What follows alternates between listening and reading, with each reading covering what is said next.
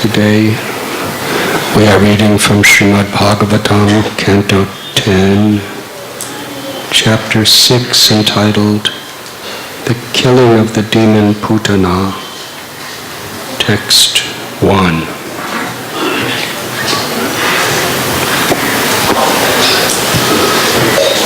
In the previous chapters, Nanda Maharaj, who had just celebrated the joyous festival of Nandotsava, the birth of Krishna as his son, he was required to go to Mathura to pay taxes to King Kamsa.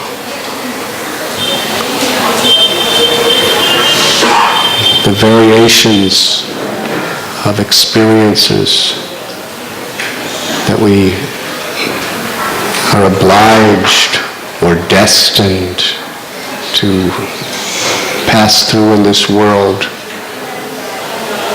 are quite extraordinary. One day, the most joyous event of his life, seeing Krishna face to face in the love of a father for a child. We have seen at Bhaktivedanta Hospital when a father gives birth to a healthy little son, how happy they are. They usually give gifts to people to celebrate. Nanda Maharaj had the natural affection and joy of having a son, plus the extra feature that the all-attractive, all-beautiful, supremely lovable personality of Godhead was that son. So what was his happiness?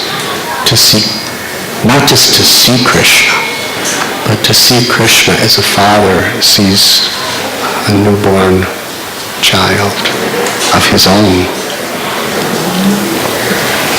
And then, immediately after that, he had to go to see Kamsa.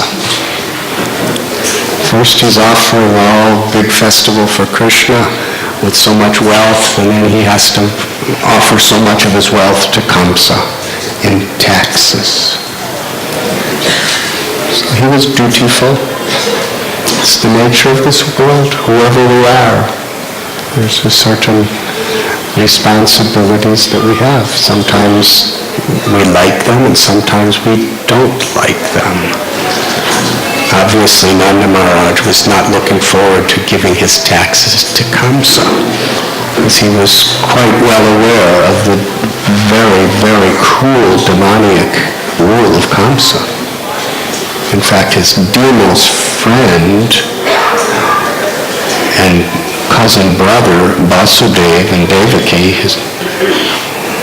were imprisoned by Kamsa. Imprisoned by Kamsa for years, and all of their baby children were murdered by Kamsa. So Nanda Maharaj was going to pay taxes to him. But out of social obligation, he had to do it.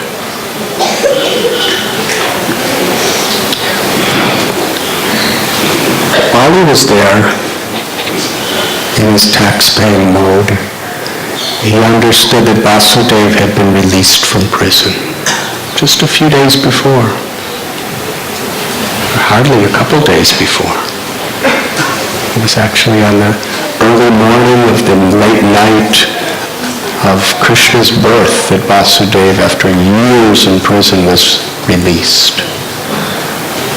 And Nanda wanted to see Vasudeva, and Vasudeva wanted to see Nanda, so Vasudeva came to see Nanda in a secret place, so that Kamsa didn't know what was happening.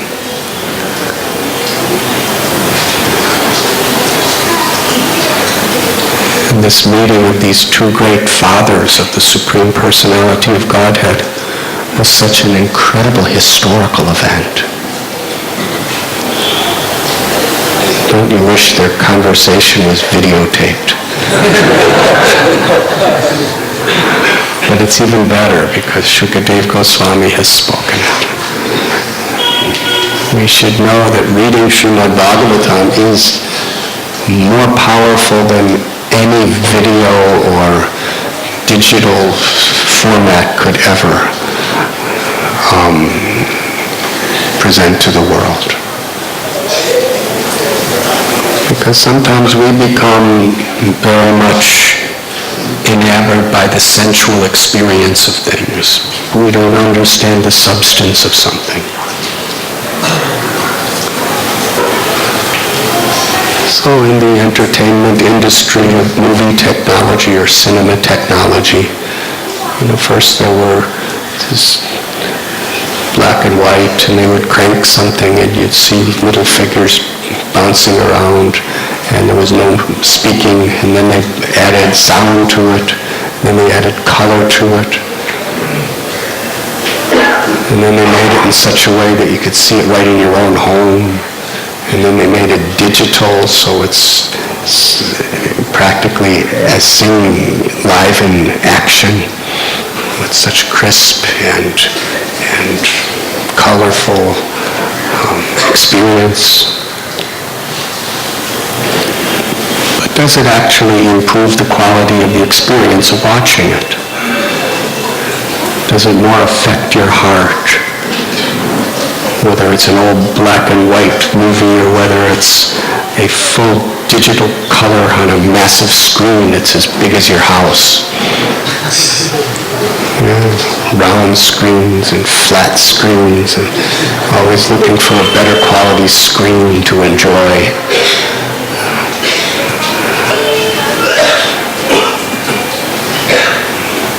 But we find that this process of shravanam or hearing is most powerful, because what affects us is not necessarily the physical medium, but it's the potency of the source of what we're receiving. So in reality, 5,000 years ago, Maharaj Parikshit was sitting and listening to Shukadeva Goswami describing these stories. He wasn't seeing it with his eyes, he was just hearing. It wasn't that Shukadeva Goswami had a PowerPoint presentation.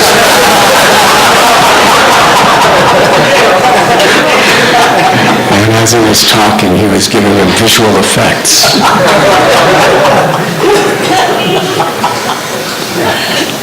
But Shukadeva Goswami was just speaking with realization and with love from his heart. And Parikshit Maharaj was in absolute rapt attention. Yes, even watching the best television, could you stay up for 7 days and 7 nights without drinking coffee or anything like that to somehow or other stay awake? Parikshit Maharaj didn't drink anything. He didn't eat anything. And all the sages there for 7 days, 7 nights, they didn't sleep. They were just hearing Shukadeva Goswami. They didn't need PowerPoints or video, experiences. They were seeing and feeling within the core of their hearts Krishna's pastimes through hearing. The reality is that exact same experience is accessible to everyone at any time simply by hearing Srimad Bhagavatam or by reading Srimad Bhagavatam. There's absolutely no difference. When Shukadeva Goswami spoke, Vedavyas wrote down exactly what he said, the essence of what he said.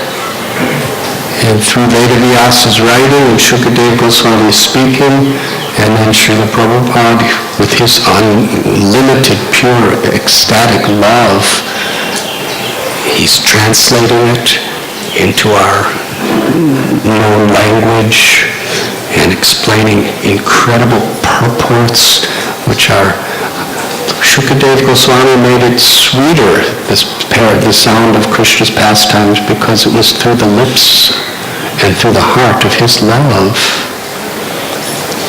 And all of these great acharyas like Sanatana Goswami, Rupa Goswami, Jiva Goswami, Chaitanya Mahaprabhu, Vishwanath Chakravarti Thakur, all of these great souls, they are tasting Shukadeva Goswami's words and they are speaking through their writing.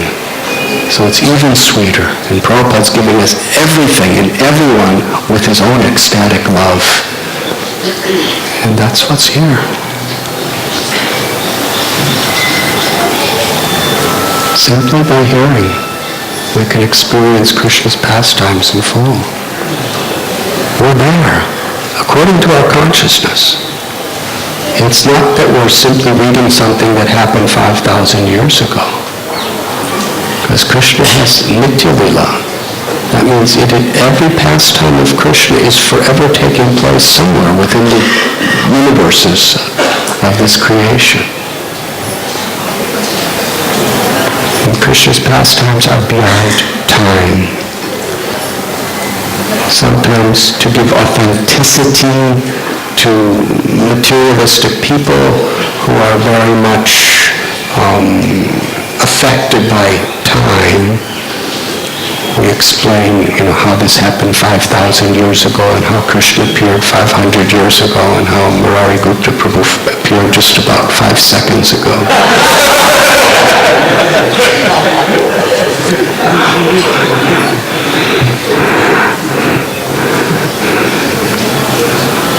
Very well. Welcome home.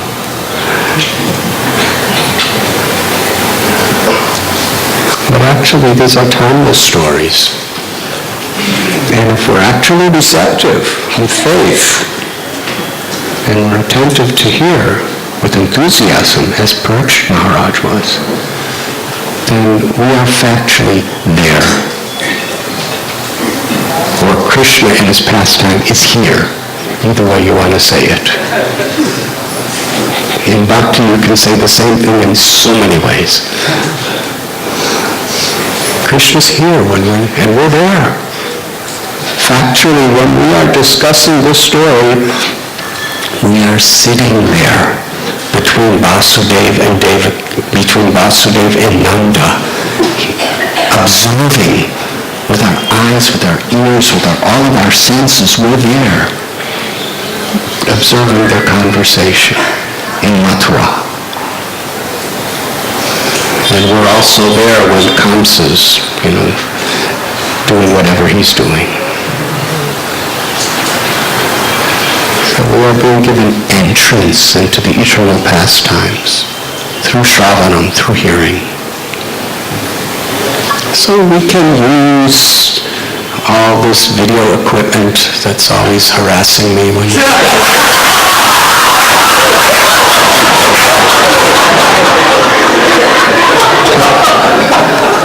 because Prabhupada said if you want to take a thorn out of your foot, you use another thorn. But the problem is usually you end up with 2 thorns in your foot.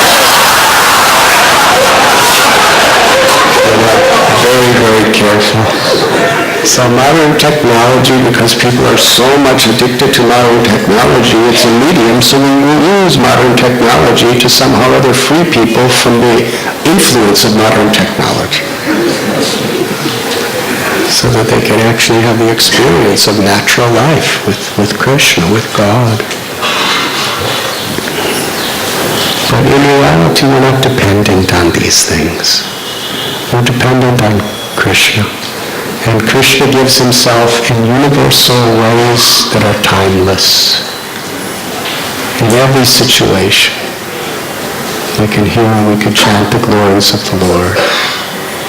The medium may adjust according to time and place and circumstance. What we must be very careful of is the content of the medium must be very pure and intact. This is the idea of parampara. Rupa Goswami, Jiva Goswami, when they were writing their books, They were carving the Sanskrit letters in palm leaves and preparing all sorts of natural paper, natural ink. It took a long time. Every single letter was hand-printed, personally, by them. And now we have Srila Prabhupada used a dictaphone where he just spoke, and it was recorded, and then somebody else wrote it down. And there's word processors. Srinivasacharya, Narottam Das Thakur, Shamananda, Goswami, they just had one set of all the books. And to bring it to Bengal, they had to put them in boxes and then put them on the back of ox carts. And they had guards because there were so many dacoits and everything else, because they had to go through all sorts of jungles for practically 1,000 miles. They were walking on foot with this one set of books on ox carts, just to bring the books to the place. And now, it took months, and then so many difficulties. The only set of books were stolen. Now, all the books are digital, and you just press one button, to send, and within a couple minutes, the books could go anywhere you want in the world. Same books. Yes? If you want to send it from Vrindavan to Bengal, you just... If you want to send it to Africa, to America,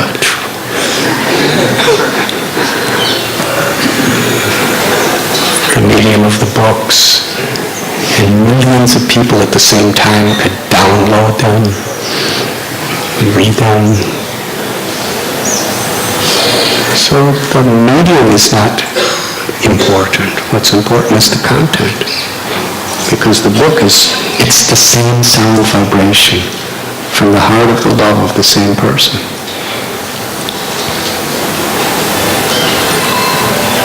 Devotees are not attached to the necessary external features of the medium. We are attached to the essence, to the message, to the content. That is eternal. It is not subjected to any situation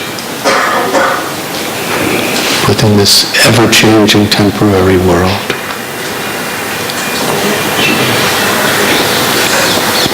Nanda Maharaj and Vasudeva, they were so happy to see each other. Can you imagine Vasudeva's joy? He was living with his wife, which was absolutely wonderful, Devaki. But besides her, he wasn't seeing anyone but asuras. He was only seeing Kamsa and Kamsa's guards and Kamsa's ministers. He was in prison. And after all these years, now he's meeting his very, very, very best friend and brother. And not only that, but they shared ecstatic love for Krishna. And increasing the nature of the affection between Vasudeva and Devaki is Vasudeva knew that the most beloved and precious of all his love in his life was Krishna, his only son. And he entrusted his son Krishna to Nanda Maharaj. So can you imagine the affection, the love between Nanda and Vasudeva? But at the same time, Vasudeva understood Kamsa's mentality. At this time, when Vasudeva was free from prison, Kamsa had already apologized and promised that I am your servant. But Vasudeva did not trust him, because he knew a man who cannot control mind and senses, they cannot be true to their word. Circumstances will adulterate their honesty. A person who is like Vasudeva, what is the difference between Vasudeva and Kamsa? Vasudeva, to save Devaki, promised Kamsa, I will give you all the children that are born to Devaki. And Vasudeva knew well he'll probably murder them. But because he's had such full control of his mind and senses, because he was so fully dependent on Krishna, on God, he was true to his word. He gave the children. And here's Kamsa. He couldn't be true to his word to anybody or anything because he had no control of mind and senses. He was not depending on God. He was depending on his own intelligence and his own powers. He promised Devaki and Vasudeva, you're free. I apologize. I did wrong. But Vasudeva understood that could change at any moment, and Krishna's life will be in danger. He knew it would happen. Nanda Maharaj, the dearest friend, after so many years, Vasudeva has the association of such a brother and a devotee. But he's so selfless. He's not thinking of himself, now I have some satsang. Finally, after all these years. He's thinking of Krishna. He's telling Nanda Maharaj, you better go back now. Immediately, go back. Something may be happening there. It's very interesting how these two fathers of God were both under this Yogamaya power of God. Neither of them really knew what was behind the scenes. Here we have Nanda Maharaj. He has absolutely no trace of an idea that the son that he loves more than his life was brought to Gokul by Vasudeva, who was standing right in front of him. He didn't know that. He was just thinking, this is the son that, Yashodamai had for me.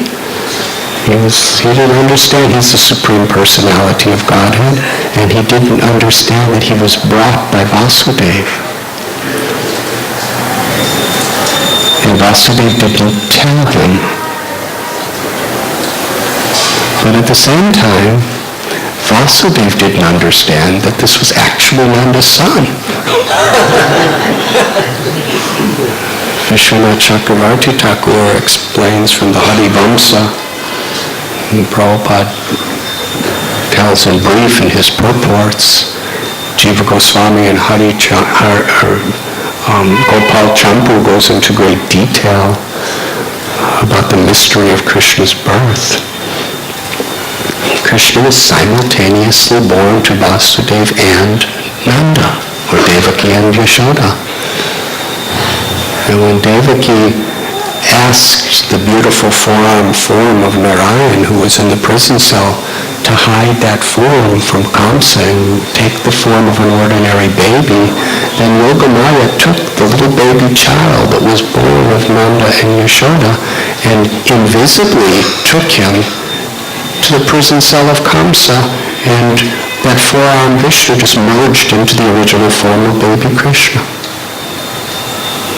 So Vasudeva thinks he knows what Nanda Maharaj doesn't know.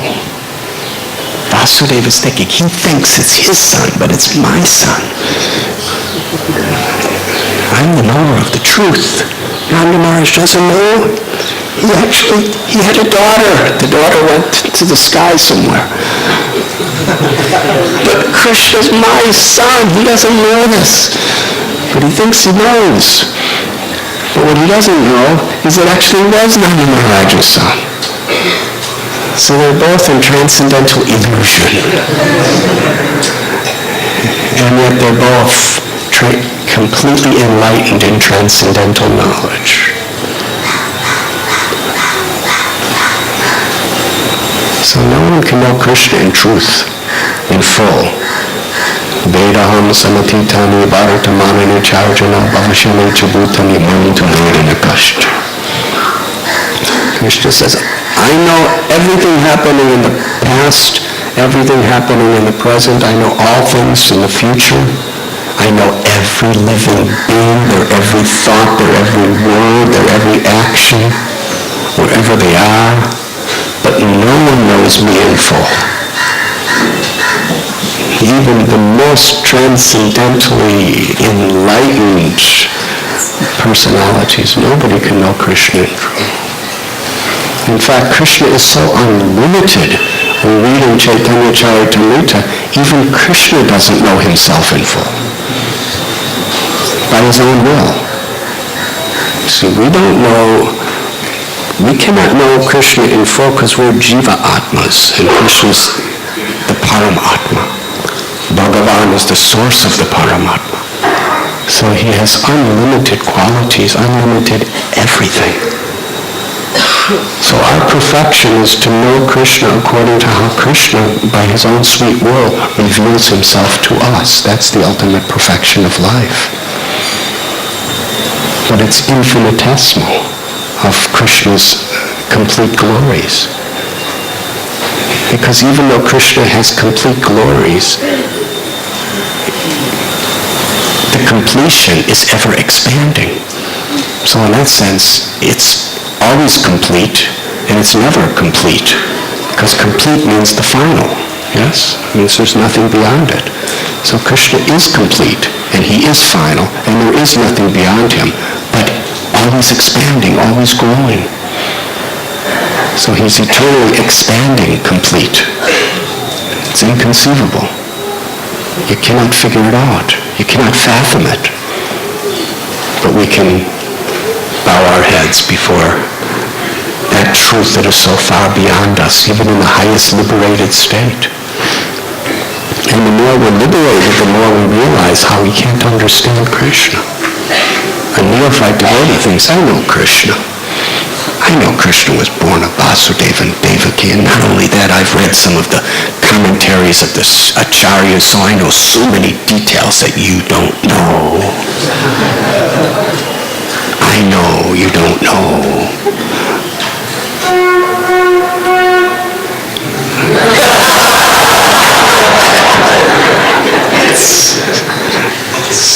Krishna laughing at us.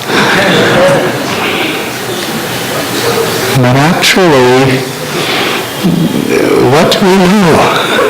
We get some details from the Acharyas, which is pure, unalloyed information. But at every moment, Krishna is performing unlimited pastimes. Everywhere. So the more we actually understand Krishna, the more we're humbled by that, and realize that Krishna is so infinite, and Krishna is so great, and Krishna's love is so all-pervading, that I don't know Krishna. But in that state, we surrender to Krishna. Surrender is not about what we know or what we have control over. Surrender is a feeling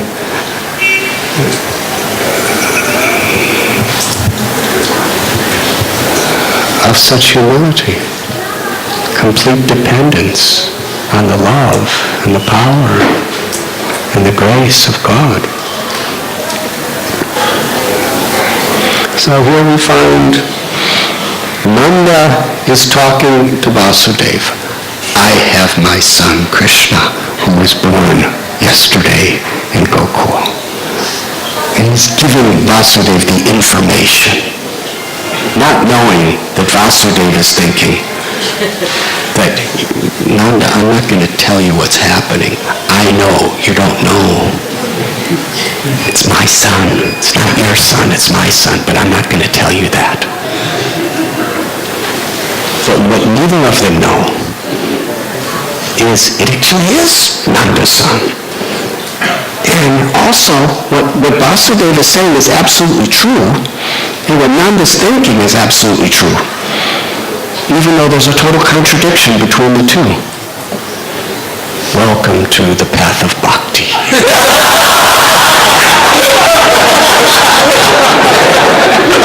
This is the dynamics of love of God. There are so many apparent contradictions, and if we don't understand the spirit and the power behind these contradictions, we could become bewildered, we could lose our faith, we can do so many things. But if we understand the inconceivable power behind the contradictions, it only deepens and heightens our understanding that there is no contradiction. Contradictions on the transcendental realm are only a dynamic to increase the pleasure, the thrill, the excitement of the Leela. So here, they're both thinking in contradictory ideas. Nanda's thinking he's my son. Vasudeva's thinking he's my son. Nanda's thinking, Vasudeva's thinking he doesn't know. Nanda's thinking he doesn't know. But actually, they both knew. And they both didn't know. And they're both enlightened beings. And they both love each other because they both love Krishna. So Vasudeva is willing to sacrifice as he's been willing. He was having children all along, watching them getting killed just for the sake of Krishna's mission. And now after all that, he finally gets some association, and he tells him, go back. Because he was thinking of Krishna, health and Krishna's mission. And here Nanda Maharaja is returning to Gokul. And today I'm not going to go beyond this verse, which sometimes I do.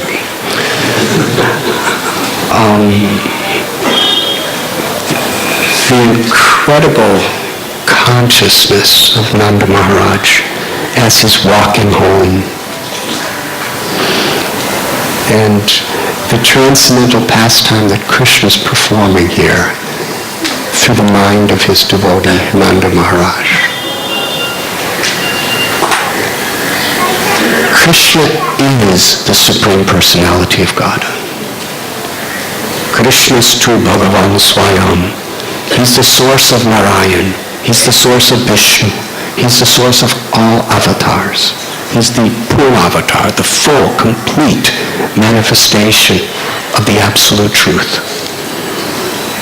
And although all of the other incarnations, the Leela avatars, the Purusha avatars, so many different varieties or categories of avatars, they are all one and not different than Krishna, the same person, but revealing various features of that one absolute truth, revealing various proportions of his full opulence. But Krishna is manifesting forever the complete full opulence of everything.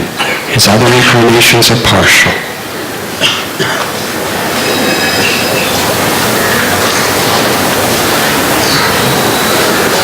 And it is this Krishna who is, with his full-fledged power, opulence, beauty, knowledge, strength, fame, renunciation, wealth. It's that Krishna that's laying as a helpless little baby child on the lap of Yashoda. And Nanda Maharaj is so eager to get back to Gokul to see little baby Gopal. But because Vasudeva didn't say anything specifically, he just indicated, you better go back. He asked about Krishna's welfare and said, you better go back. Nanda Maharaj understood, with his very subtle intelligence, there must be danger imminent to Krishna if Vasudeva is sending me back so fast. So in that state, it explains here that he was afraid. As Nanda Maharaj thought about the danger for his beautiful son Krishna, he was afraid. Bhajahuramana Srinandana Abhayacharanara Vindare. Govinda Das prays, when you take shelter of Srimad-Nandana, the son of Nanda, you become fearless. But Nanda is afraid.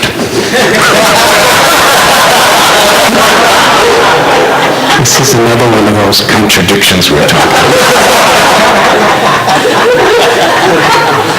Because in the song, specifically, Krishna is Srimad-Nandana. If you take shelter of Srimad-Nandana, you will be fearless. But Nanda is fearful. How sweet. But his fear is millions of times higher spiritual platform than being fearless.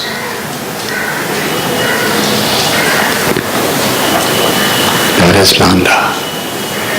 And that is why Krishna is Nanda-Nandana. Krishna isn't Nanda-Nandana, the son of Nanda Maharaj, because Nanda is fearless. Krishna is Nanda-Nandana because Nanda is fearful. He's the son of Nanda because of the nature of Nanda's love, that he's worried about his son. So fear for Krishna is love. Fear based on our own egoistic, selfish perceptions is illusion. So Nanda Maharaj was materially completely a fearless person. But on the Yogamaya platform, he was a completely fearful person because his fear was based on selfless, unmotivated, unconditional, ecstatic love for Krishna. And Yashodamai, Shukadeva Goswami, he was fearless. He was already Brahman realized. He was beyond the dualities of this world.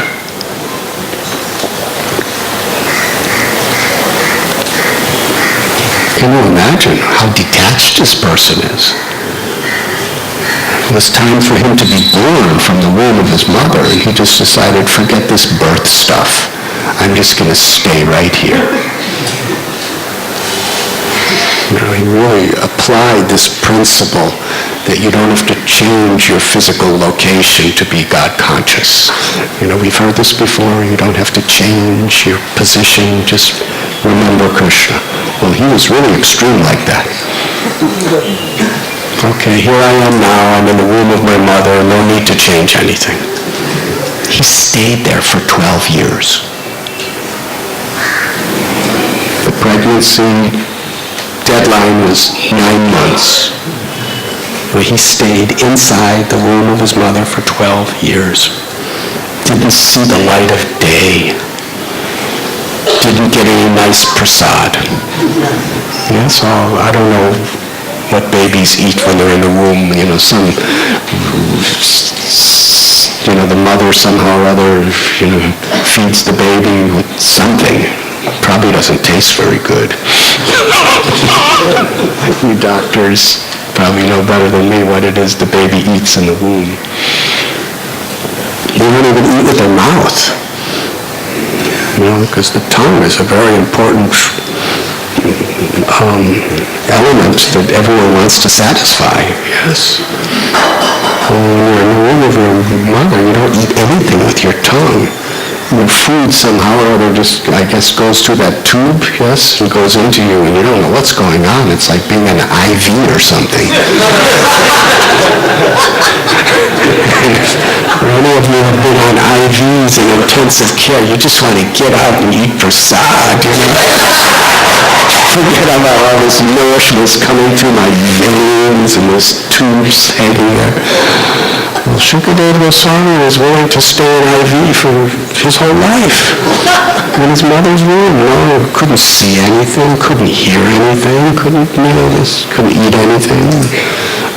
He was self-satisfied. He was totally fearless. And yet, at the culmination of his ecstasies of love, he's glorifying Yashodamai for always being in the anxiety of fear for Krishna. He's relishing, he's tasting this. He's already spoken a whole 9 cantos of Srimad Bhagavatam describing the greatest sages of Dhruva and Prahlad and Ambarish and the Prachetas and Rantideva and all of these great, great enlightened, fully realized saints in the path of devotion. And now he's relishing the highest pleasure by describing the residents of Vrindavan. And they're all afraid for Krishna. Here we have Sri Nanda, who's the father of Sri Nandana, who's afraid for Krishna. And what does he do in his fear for Krishna? And it's a really deep, serious fear for Krishna, because he loves Krishna. He's taking shelter of Krishna in order to protect Krishna. But he doesn't know that Krishna is Krishna. Harivol. He's taking shelter of Narayan to protect Krishna. But Narayan is Krishna.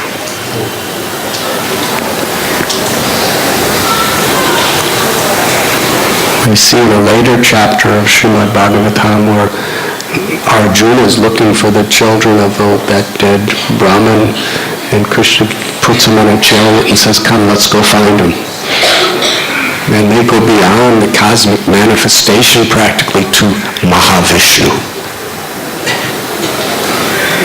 Krishna brings Arjuna to Mahavishnu.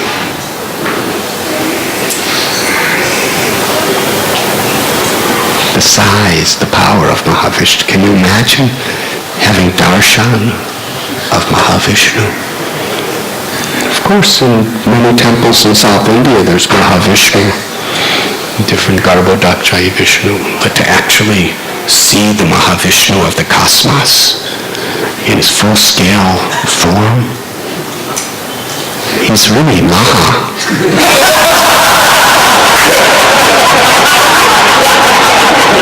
It's really great. We say Mahavishnu, but we don't really meditate on what Maha means when it comes to Karanodakshaya Vishnu. He's so great that he breathes while he's in sleep. Sleeping. Yoga Nidra, he's sleeping. And what do you accomplish when you sleep? We think we're Maha. We think we're great. Yes, I'm better than you. You only know this, I know this. You can do this, but I can do this. You've accomplished this, but I have accomplished this. We like to think that we're Maha, we're great. But Mahavishnu, his greatness. You sleep, you don't know what's happening. And after you sleep, if you're civilized, you take a bath. Because all you did all night, you got some rest, that's true. You may have had some crazy dreams that you're trying to figure out. But otherwise, you just kind of got dirty, and you take a bath. But Mahavishnu, he doesn't take a bath after. He just sleeps, and as he's sleeping, he breathes. And in his exhalation, the entire cosmic manifestation, all the universes and all the planets and all the universes are created by him. And all living entities are impregnated within those universes. And the universes are hardly the size of the pores of his body. Not the earth, not the planets, but the entire universes.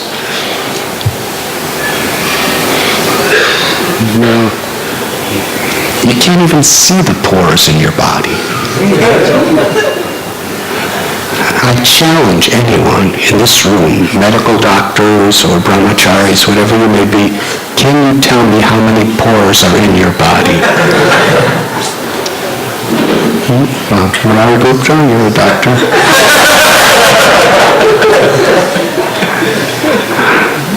So we don't even know, and we can't, we kind of see them, we can't even see them. And relatively, Mahavishnu has a body, but the entire universes are coming out of single pores. That's how big he is. And here Arjuna is seeing Mahavishnu face to face in the Karuna ocean. And what does Mahavishnu do? Mahavishnu is, the first thing he does is he offers obeisances to Krishna, who's Arjuna's friend and chariot driver. He's offering obeisances. Mahavishnu understands we're both supreme, but of supreme, you're supremely supreme. I'm subordinately supreme because I am emanating from you. I'm existing because of your will. I'm a partial expansion of you, Krishna. So Mahavishnu is worshipping Krishna. And that's the Krishna of Dwarka. The Krishna of Dwarka is meditating on the supreme opulence of himself in Gokul, of Vrindavan. So little baby Krishna is more full than the Krishna of Dwarka, and more full than Garbhodakshaya Vishnu, the father of Brahma, or Mahavishnu, the father of all of existence. And he's a little baby. And Nanda Maharaj is so afraid for his little baby. And Krishna is making him afraid. And he's taking shelter of Krishna to protect Krishna, but he doesn't know that it's the same Krishna. So this is the dynamic of bhakti. Krishna puts us in situations to help us to take shelter. And here it is done in the highest platform of spontaneous love. Even the greatest personalities,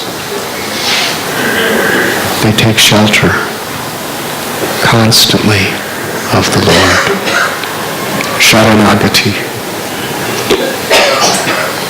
Thakur Bhakti Vinod, he descended from the spiritual world, fully enlightened, fully realized person, and he's expressing his heart through his literature, Sharanagati,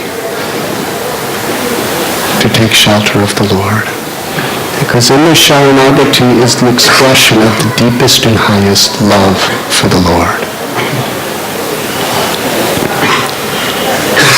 And all the residents of Vrindavan are fully absorbed in the highest, most spontaneous level of Sharanagati. For us in this material world, we understand that we've forgotten Krishna, and there's so many mundane things that can cause us to forget Krishna, to violate our chastity to Krishna. There's so many dangers to our body, our mind, our possessions, everything. So we're taught to take shelter of Krishna in all these situations. When we're chanting the holy names, because we don't have love for Krishna, The way we get love for Krishna is we take shelter of Krishna with the desire for that love, and Krishna reciprocates and gives us love. But in the perfectly liberated state of Sri Nanda Maharaj, he's taking shelter of Krishna out of his love for Krishna, for the protection of Krishna. So this is how Krishna is increasing the ecstasies of the dynamics of Nanda's love. And Krishna at the same time is relishing that love. And as Krishna makes Nanda and Yashoda afraid, Nanda and Yashoda become more deeply absorbed in loving Krishna, and Krishna is more deeply absorbed in tasting their love and reciprocating by giving his love.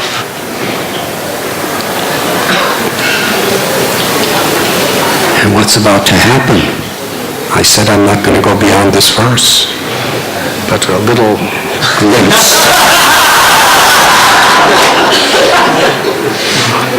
When Putana revealed her real form, what was she, 12 miles in size? And Krishna's just a couple days old.